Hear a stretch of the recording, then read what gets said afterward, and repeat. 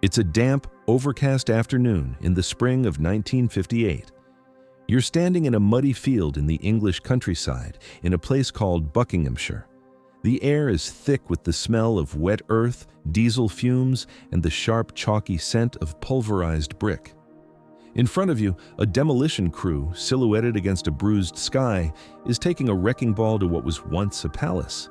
A vast, sprawling mansion of red brick and stone, with elegant Italianate towers and wide verandas, is being systematically, brutally reduced to a pile of rubble. This isn't just any house, this is Aston Clinton House, a seat of the Rothschild family. And it's not just being renovated, it's being erased. But calling it a house is like calling a lion a cat. This was one of dozens of palaces, chateaux, and country estates built or bought by a single family across Europe in the 19th century. They built on a scale that hadn't been seen since the royal courts of the 1700s. They created an architectural dynasty that was meant to last for centuries, a physical testament to their unimaginable wealth and power. A network of estates so vast and so magnificent that the area right here in the Vale of Aylesbury was simply known as Rothschildshire. Let the numbers sink in for a moment. In Vienna alone, the family built 5 monumental palaces known collectively as the Palais Rothschild. In the English countryside, they owned at least a dozen major estates, transforming the landscape itself. In France, their chateaux were legendary, hosting kings and emperors in halls of breathtaking opulence.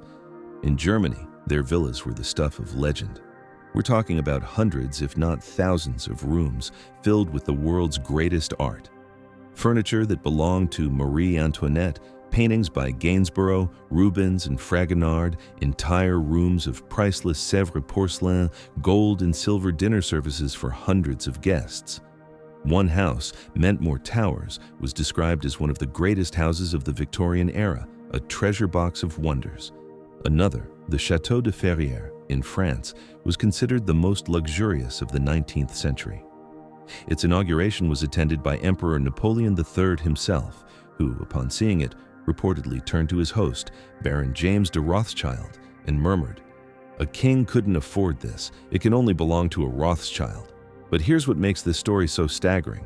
Today, if you go looking for this architectural empire, you'll find that much of it has simply vanished. It's gone. Not just sold off, but wiped from the map. The grandest of the 5 Viennese palaces, demolished. The family's ancestral homes in Frankfurt, destroyed in the war. The magnificent Aston Clinton House, right here in the heart of Rothschildshire, torn down to make way for a training center. The family's first great London mansion at 148 Piccadilly, demolished for a road-widening scheme. It begs the question, why? Why? Would a family that built on a scale to rival royalty, a family whose name was synonymous with permanence and power, allow its legacy to be bulldozed into dust? How could so many of these architectural crown jewels, these treasure houses filled with irreplaceable art, just disappear from history? And what does their disappearance tell us about the true nature of wealth, power, and time? To answer those questions, we need to go back. We need to understand the mind of the man who started it all and the burning ambition that he passed down to his 5 sons. An ambition not just to be rich, but to become a dynasty. To understand the forgotten mansions, we first need to understand the man who never lived in one, Meyer Amschel Rothschild. Our story begins not in a palace, but in a place that was its complete opposite, the Judengasse, the Jewish ghetto of Frankfurt, Germany, in the mid-18th century. Picture a narrow, dark, overcrowded lane, just 12 feet wide at some points, crammed with timber-framed houses leaning against each other for support. Sanitation was non-existent, disease was rampant. At night, the gates at either end of the lane were locked and guarded. No Jew could leave. This is where Mayer Amschel Rothschild was born in 1744. He wasn't a Vanderbilt or a Rockefeller, born into a world of privilege. He was born into a world of restrictions. As a Jew, he was forbidden from owning land. He was forbidden from practicing most trades. He was forbidden from leaving the ghetto at night, on Sundays or on Christian holidays. His world was, quite literally, walled in. Most people in his position were resigned to a life of small-time trade, dealing in old clothes or scrap metal. But Mayer Amschel was different. His father, Amschel Moses Rothschild, was a money changer and silk cloth trader. He had a small shop, a counter at the front of their shared house, the Haus zum Hinterpfand. It was here that young Mayer learned his first lessons, not just in currency exchange, but in the subtle art of dealing with the Christian world outside the ghetto walls. He was sent to rabbinical school, but his true passion was for something else. He had a unique talent. He was a brilliant numismatist, an expert in rare coins. He developed a reputation for being able to find any coin from any era for the wealthy princes and aristocrats who collected them. This was his way out, his foot in the door of a world that was supposed to be closed to him. He would meticulously catalog his coins, writing beautiful descriptions that appealed to the romantic, historical sensibilities of the nobility. This wasn't just selling, it was storytelling. He was selling a piece of history, a connection to a grander past, to men who were obsessed with their own lineage. His most important client was Crown Prince Wilhelm of Hesse-Kassel. Wilhelm was one of the richest men in Europe, and he was also one of the most ruthless mercenaries. He rented out his armies to the ADR highest bidder, most famously to his cousin, King George III of Great Britain, to fight against the American Revolution. Mayer Amschel became his trusted financial agent, his court Jew. He managed the vast sums of money flowing in from Wilhelm's bloody business. And when the French Revolution swept across Europe and Napoleon's armies marched on Hesse, Wilhelm had to flee. He entrusted his immense fortune to Mayer Amschel. This was the turning point. Mayer Amschel didn't just hide the money, he put it to work. He used it to finance trade, to make loans, to play the markets. He laundered it, smuggled it, and invested it with breathtaking audacity. He used his network of contacts to buy up huge quantities of British government bonds, knowing that if Napoleon was defeated, their value would skyrocket. It was a huge gamble. By the time Napoleon was defeated and Wilhelm returned, Mayer Amschel gave him back his fortune, plus interest. He had proven himself to be the most brilliant and trustworthy financier in Europe, but he had also secretly laid the foundation of his own family's fortune, a fortune born from the chaos of war. But Mayer Amschel's true genius wasn't just in making money. It was in his vision for the future. He knew that a single business in a single city was vulnerable. He had 5 sons, and he saw them not just as his children, but as partners in a global enterprise. He famously gathered them together and laid out his plan. He would send each son to a different European capital: Frankfurt, Vienna, London, Naples, and Paris. They would establish 5 branches of the same bank, 5 houses of Rothschild, all working together. They would be a financial superpower, independent of any single king or country. As he lay on his deathbed in 1812, he established the strict rules that would govern his dynasty. The business was to be kept within the family. The title and wealth would pass down the male line. And, most controversially, he encouraged his descendants to marry their cousins to keep the fortune from ever being diluted. It was a cold, calculating strategy, but it worked. The 5 sons, known as the 5 arrows from the family's coat of arms, went out and conquered Europe, not with armies, but with money. Nathan in London became the most powerful financier in the city, famously funding the British war effort against Napoleon and making a colossal fortune on the outcome of the Battle of Waterloo. James in Paris became the advisor to French kings. Salomon in Vienna and Karl in Naples infiltrated the rigid anti-Semitic world of the European aristocracy. And Amschel remained in Frankfurt, holding the center. They financed railways, canals, and mines. They propped up governments and funded wars. Within a single generation, they had become the richest family in the world by a staggering margin. But here's the crucial part of our story. For all their wealth, they were still outsiders. They were the new money. The old aristocracy, the families who could trace their lineage and land ownership back for centuries, still looked down on them. The Rothschilds had more money than God, but they didn't have what the old world truly respected: land. They couldn't vote in England's House of Lords because they weren't Christian and didn't own ancestral estates. They were still, in the eyes of the elite, just the help. And this is where the ambition that would create the forgotten mansions was born. The second and third generations of the family, the grandsons of the ghetto dweller, embarked on a mission. They would use their unparalleled fortune to buy their way into the aristocracy. And they would do it by building. They would create a dynasty of houses so magnificent, so vast, and so filled with treasure that no one could ever question their status again. They would build their own history, their own legacy, in brick and stone. They weren't just building homes, they were building monuments, they were building Rothschildshire. While other banking families were content with lavish city houses, the Rothschilds did something different. They set their sights on the English countryside, the spiritual home of the British aristocracy.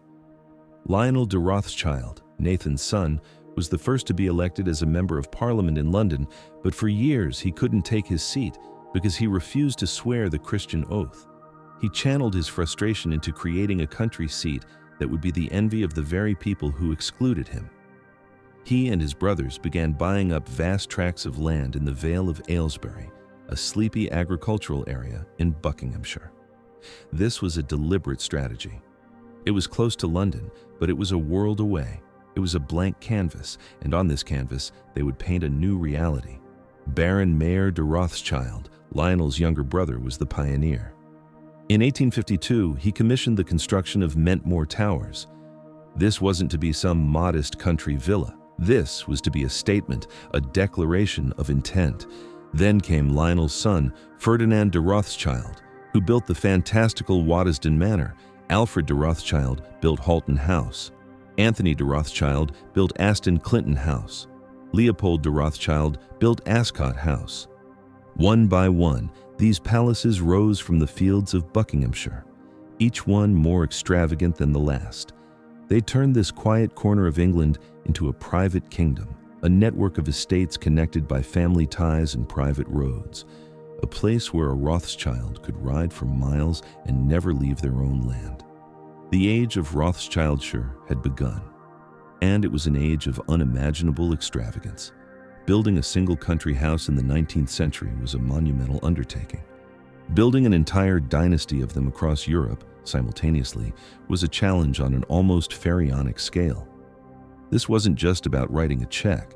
This was about logistics, craftsmanship, and a sheer force of will that bent the world to their vision. To understand the challenge, you have to look at the details. And God, the details. Let's start with Mentmore Towers. Picture this, it's 1852. Baron Mayer de Rothschild has just hired Joseph Paxton to be his architect. Paxton was the celebrity architect of his day. He had just designed the Crystal Palace for the Great Exhibition of 1851, a revolutionary building of iron and glass.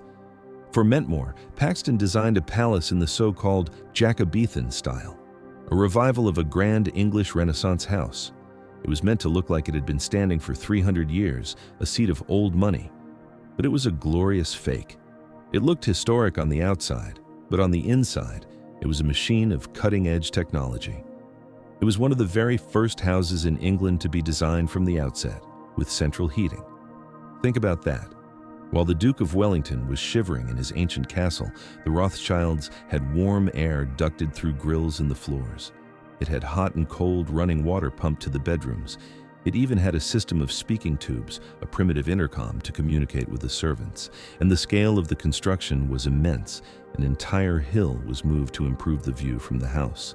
A special branch of the railway was built to bring in the tons of pale yellow Ancaster stone for the facades. They hired the London builder George Myers, who was famous for his work with the Gothic revival architect Pugin. Myers brought in an army of craftsmen, Italian stonemasons, French woodcarvers, German plasterers. It took 2 years and hundreds of men to build, and this was just the first of the great Buckinghamshire houses. Then you have Waddesdon Manor, built by Baron Ferdinand de Rothschild in the 1870s. If Mentmore was an English palace, Waddesdon was a fantasy of a French chateau transported to the English hills. Ferdinand wanted a house in the style of the great chateau of the Loire Valley. But there was a problem. The top of Waddesdon Hill was a bare, windswept cone. There was no water, no mature trees, nothing. So Ferdinand did what Rothschilds do. He changed reality.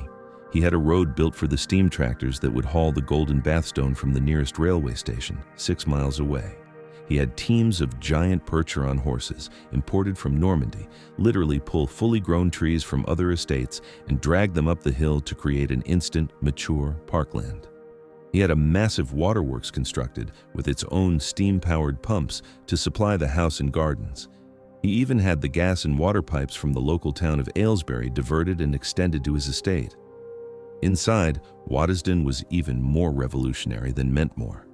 It was fully electrified from the start, a novelty in the 1880s, powered by its own on-site generators.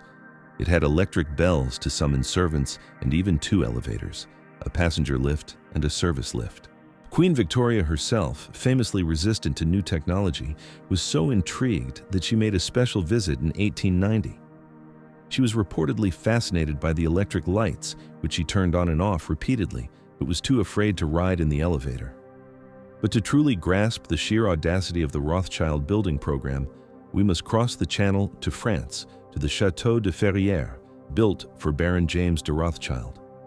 If Mentmore was Paxton's English masterpiece, Ferrières was his French one, and it was even more spectacular. Completed in 1859, it was the largest and most luxurious chateau of the 19th century. Its central hall was a staggering 120 feet long and 60 feet high, with a glazed roof inspired by Paxton's Crystal Palace. The interior was a symphony of gold leaf, velvet, and marble. It was so opulent, so overwhelmingly grand, that it set a new standard for luxury, a style that would become known as Le Goût Rothschild, the Rothschild taste. And this same story of obsessive detail and overwhelming logistics was repeated across Europe. In Vienna, the Rothschilds faced a different challenge. They weren't building on a blank canvas. They were building in the heart of a proud ancient imperial capital, a city run by a Catholic aristocracy that was deeply suspicious of this powerful Jewish family. They had to build bigger, better, and more grandly than the aristocrats themselves. Take the Palais Albert Rothschild on the Prinz Eugen Strasse. Built between 1876 and 1884 for Baron Albert von Rothschild, it was simply monumental. A neo-Renaissance palace that occupied an entire city block. Its scale was designed to dominate its surroundings, a statement of power in a city that had tried to keep them out. The challenge here was social and political. Every permit, every plan was a battle. But they persevered, creating a house of such opulence that it became known as the Rothschild Palace. Or consider the Palais Nathaniel Rothschild, built for Albert's brother. It was a French neo-Baroque fantasy, 2 stories high, surrounded by a lush garden filled with fountains and sculptures in the middle of the city. For the housewarming party, Baron Nathaniel didn't just hire an orchestra. He had them play on his own personal collection of priceless antique instruments. The house and its contents were a single unified work of art. But perhaps the greatest challenge of all was not the construction, but the furnishing. The Rothschilds didn't just build houses. They built treasure boxes. They were the most voracious, knowledgeable, and competitive art collectors of the 19th century. They didn't just buy art, they consumed it. They would buy entire collections, entire rooms from historic French chateaux, and install them in their new houses. They had agents across Europe, bidding against museums and other collectors. They were creating, in effect, private museums. At Mentmore, Baron Mayer assembled a collection that was legendary even in his own lifetime. It included paintings by Gainsborough, Reynolds, and Rubens, furniture made for Marie Antoinette, Limoges enamels, Venetian glass, German silver gilt. The house was so packed with treasures that it was said you couldn't move without bumping into a masterpiece. And this was just one of their houses. This was the true challenge they overcame. They didn't just build a few big houses, they created an entire ecosystem of luxury and power. They bent the industrial and artistic resources of the 19th century to their will. They moved hills, planted forests, and imported armies of craftsmen. They built palaces that were more technologically advanced than those of the Queen of England. They did it in England, in France, in Austria, in Germany. They had overcome the challenge of their origins. They had built their dynasty in stone, and now they were ready to live in it. So what was it actually like to live in this gilded world? What was the reality inside these forgotten mansions? It's easy to imagine a life of idle luxury, of endless parties and champagne, and there was certainly plenty of that. But the reality was more complex, more structured, and in some ways more demanding than we can possibly imagine. Life in a Rothschild house was a performance, a piece of theater staged on an epic scale. Imagine you're a guest arriving at Waddesdon Manor for a weekend house party in the 1890s. You would be met at the station by a carriage and driven through the perfectly manicured parkland. As you approach the house, it appears like a mirage, a French chateau floating above the English countryside. A footman in the Rothschild livery, blue and gold, would open the carriage door. You would enter the grand hall, a soaring space of stone and tapestry where your host, Baron Ferdinand, would greet you. From that moment on, you would be living in a world of absolute, effortless perfection. Your bags would have been silently unpacked in your room, your clothes for the evening laid out. A fire would be lit in your fireplace, the water in your wash basin would be hot, and you would never, ever see the machinery that made it all happen. That was the golden rule of Rothschild hospitality. The effort was invisible, and the effort was monumental. A house like Waddesdon or Mentmore was not a home, it was a small town. The staff numbered in the hundreds. There was the house steward, the butler, the under-butlers, the footman, the housekeeper, the head housemaid, and an army of junior maids. The chef, a highly paid French import, who presided over a team of kitchen maids, scullery maids, and vegetable maids. There wasn't one kitchen, but a suite of them. The main kitchen, the pastry kitchen, the still room for making coffee and preserves. Then there were the outdoor staff, the head gardener who managed a team of dozens, the men who worked in the vast glass houses producing exotic fruits like pineapples and grapes year-round, the gamekeepers who managed the woods for the pheasant shoots, the stable hands who looked after the dozens of horses, the electricians and plumbers who maintained the house's advanced technology. It was a private welfare state, all dedicated to the comfort of a handful of people. And the social life was relentless. A Rothschild house party was the pinnacle of the social calendar. The guest lists were a mix of the old and the new. The Prince of Wales, the future King Edward VII, was a regular guest. So were prime ministers like Disraeli and Gladstone. But you would also find artists, writers, and explorers. It was a salon, a place where the worlds of power, money, and culture collided. The days were structured. The men would go shooting, the women would walk in the gardens or take carriages to visit one of the other nearby Rothschild houses for tea. Lunch was a formal affair, but the main event was dinner. This was the ultimate display of Rothschild power. The dining room at Waddesdon could seat 50. The table would be set with priceless Sèvres porcelain and solid gold cutlery. The menu, written in French, would feature a dozen courses, each paired with a rare wine from the family's own legendary cellars at Chateau Lafite. But here's the hidden truth about this life. It wasn't just about pleasure. It was about business. The Rothschilds were bankers. They worked. Even in their country palaces, the telegraph machine was constantly ticking, bringing news from their financial network across the globe. A weekend house party was a chance to talk politics with a prime minister, to gather intelligence, to make a deal. The pheasant shoot was an extension of the trading floor. The ballroom was a networking event. The entire performance of aristocratic life was a tool to maintain and expand their influence.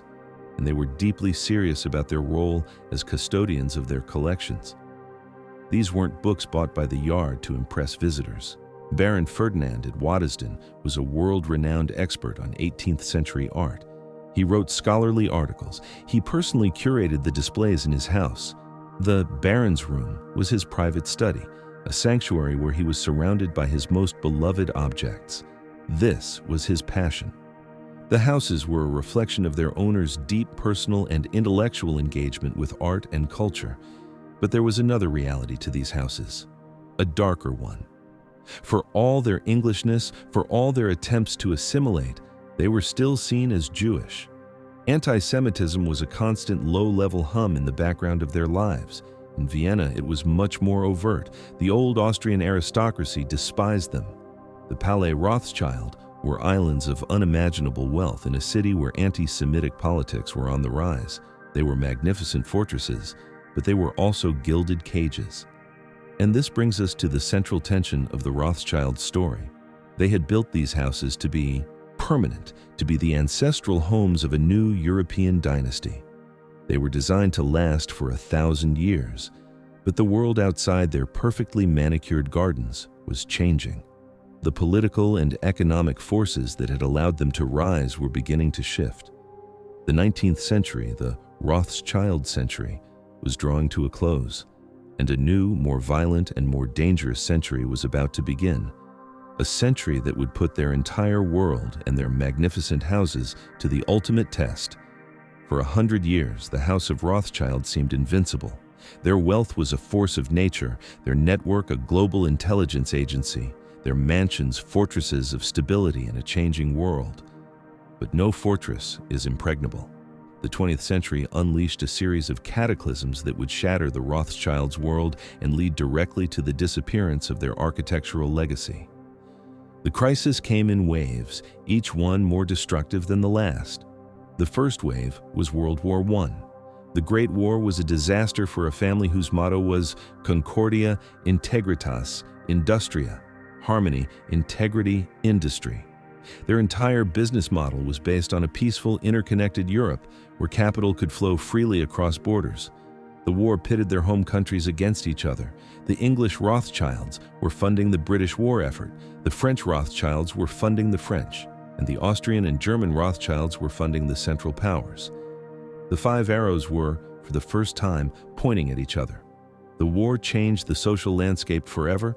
The old aristocratic order was decimated on the battlefields of the Somme and Verdun. When the survivors came home, the world of extravagant house parties and armies of servants seemed decadent and obsolete. A new, more egalitarian spirit was in the air, and with it came a new enemy: taxes. To pay for the ruinous cost of the war, governments across Europe introduced steeply progressive income taxes and, most devastatingly, inheritance taxes or death duties. For the Rothschilds, this was a body blow. Their entire strategy was based on passing down their vast consolidated fortune from one generation to the next. Now, with each death, the government would take a huge slice. Suddenly, owning a palace like Aston Clinton or Mentmore, with its hundreds of rooms and hundreds of staff, was not just an expense, it was a crippling liability. The economic logic that had created these houses was beginning to unravel. Aston Clinton House was one of the first casualties of this new reality. After the war, the family found it simply too large and too expensive to maintain. In 1923, they sold it. The house passed through a series of owners. It was a school, a hotel, a hospital during World War II, but no one could afford to keep it up. By the 1950s, it was a decaying wreck. And so, in 1956, the decision was made. The bulldozers moved in. The first of the great Rothschildshire mansions was erased from the landscape. It was a sign of things to come, but the second wave of the crisis was infinitely more terrible. It was the rise of Nazism. If the First World War was a business problem, Nazism was an existential threat. The Rothschilds were not just a wealthy family. They were the ultimate symbol of Jewish success and influence in the eyes of the Nazis. They were the central villains in the twisted mythology of anti-Semitic conspiracy theories. And when the Nazis came to power, they came for the Rothschilds with a vengeance. The Austrian branch of the family was hit first and hardest. When Germany annexed Austria in the Anschluss of 1938, the Viennese Rothschilds were trapped. Baron Louis de Rothschild, the head of the Austrian house, was arrested by the Gestapo. He was imprisoned in the Hotel Metropole, the Gestapo's notorious Vienna headquarters.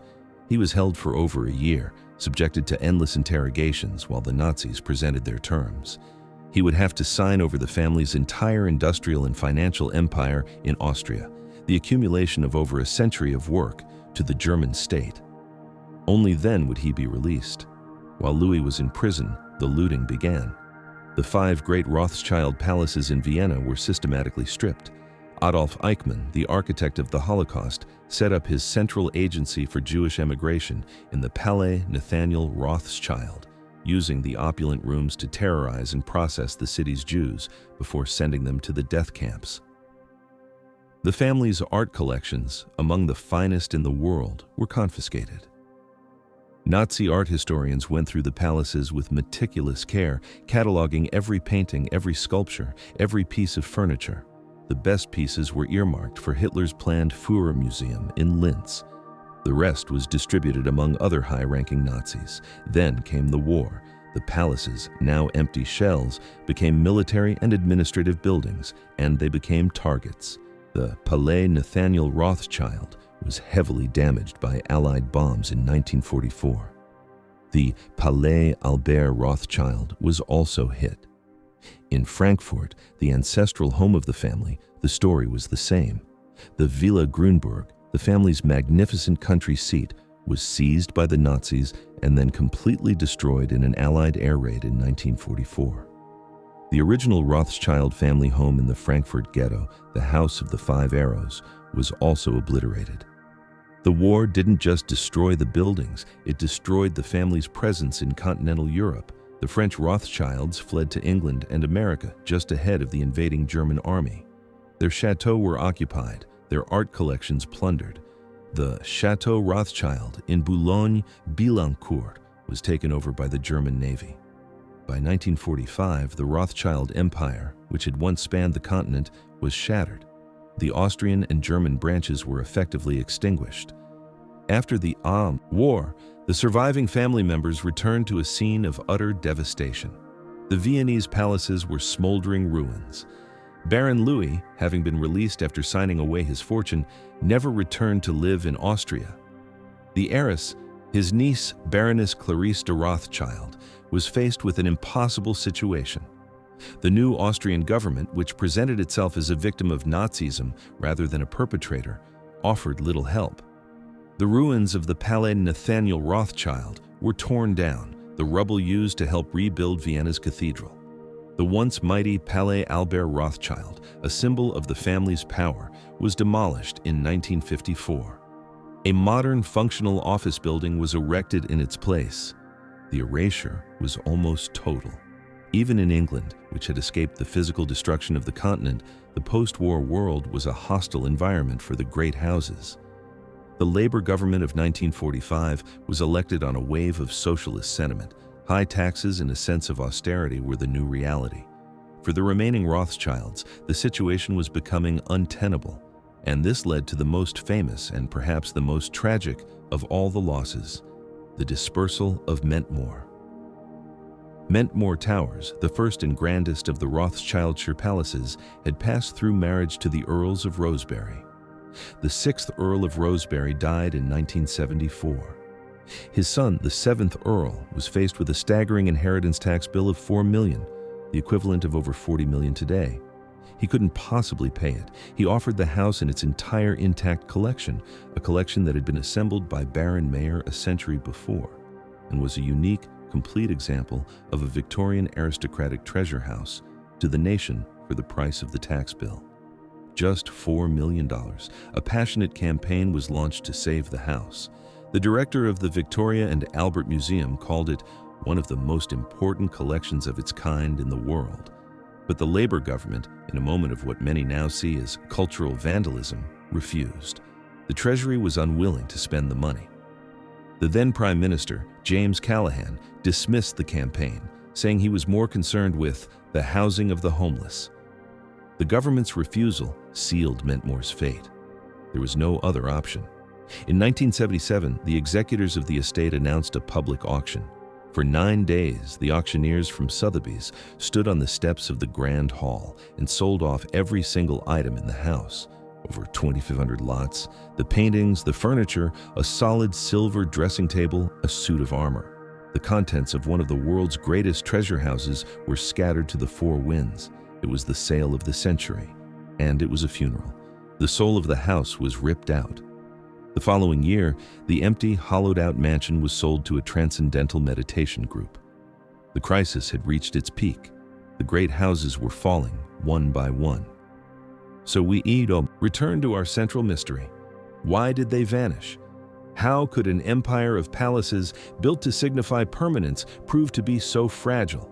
The answer we've seen is not a single event, but a perfect storm of historical forces: war, revolution, Nazism, taxation, and changing social values. The very foundations of the world that had allowed the Rothschilds to build their empire had crumbled, and the houses, these magnificent symbols of a bygone era, came tumbling down with it. Let's recap the fate of our forgotten mansions. In England, Aston Clinton House was demolished in the 1950s, a victim of post-war economics. 148 Piccadilly, the family's grand London residence, was torn down in 1972 for a traffic scheme, a symbol of the city's preference for progress over history. And Mentmore Towers, while it still stands, is arguably the most tragic loss of all. It's an empty shell, a ghost of its former self, its magnificent collection dispersed forever in the Great Sale of 1977. It stands today, abandoned and decaying, a silent monument to a moment of political short-sightedness. In France, the Chateau Rothschild in Boulogne-Billancourt had a happier fate, but only just. Abandoned after World War II, it was occupied by the Germans, then the Americans. It then fell into a long, slow decay, becoming a graffiti-covered ruin. For decades, it seemed destined for demolition, but in a remarkable turn of events, it was recently bought by a developer and is now undergoing a massive restoration, a rare survivor pulled back from the brink. But it is in the heart of old Europe, in Austria and Germany, that the destruction was most complete. In Vienna, the great Palais Albert Rothschild was demolished in 1954. The Palais Nathaniel Rothschild, a ruin after the war, was torn down in the 1950s. Of the 5 great Viennese palaces, only 2 survive today, and they are no longer in the family's hands. The physical presence of the Austrian Rothschilds has been almost entirely erased from the city they helped to build. In Germany, the story is even more bleak. The Villa Grüneberg in Frankfurt, destroyed by bombs in 1944. The family's ancestral bank and home in the city also destroyed. The war and the Holocaust didn't just murder people. They murdered a culture, a history, and the ruins of the Rothschild palaces were a casualty of that murder.